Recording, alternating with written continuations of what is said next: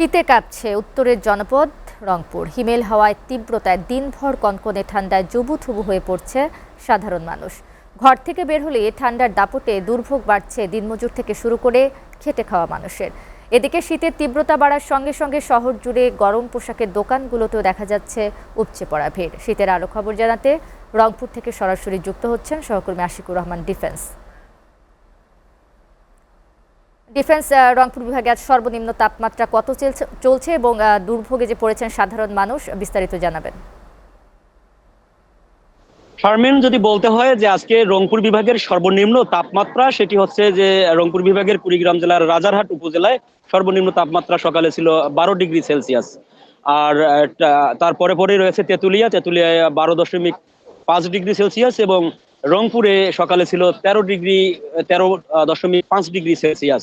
সব মিলে বলা চলে রংপুর বিভাগের সর্বত্রই একদম জেঁকে বসেছে শীত, এবং এই শীতে একদম জুবুথুবু অবস্থার সৃষ্টি হয়েছে সাধারণ মানুষদের মাঝে। বিশেষ করে এইরকম শীতে বিপাকে পড়েন খেটে খাওয়া শ্রেণীর মানুষজন, যাদেরকে প্রতিদিন কাজের জন্য বাহিরে বের হতে হয়।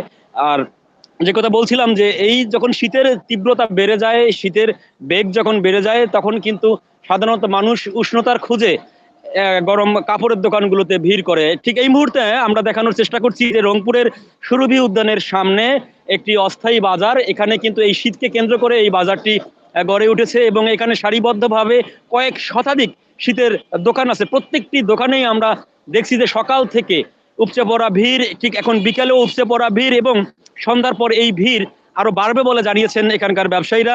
যে যার সাধ্য মতন এখানে এসে পোশাক কিনছেন এবং উষ্ণতার খোঁজ করছেন, এবং যাতে করে শীত নিবারণ করা যায় পরিবার পরিজনের, সেই ব্যবস্থাটাই করছেন। আমরা আবহাওয়া অফিসে কথা বলেছি, আবহাওয়া অফিস যেমনটি জানিয়েছেন যে আগামী আরো 3 থেকে 4 দিন কিন্তু এই তাপমাত্রা নিম্নমুখী থাকবে এবং মাঝারি একটি শৈত্য প্রবাহেরও কিন্তু একটি সম্ভাবনার কথা তারা কিন্তু বলেছেন।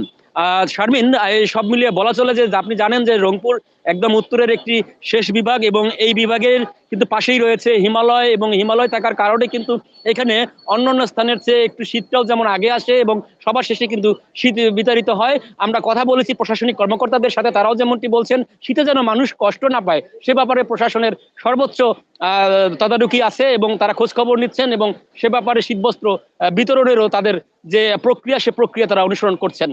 শারমিন, ডিফেন্স, আপনাকে ধন্যবাদ।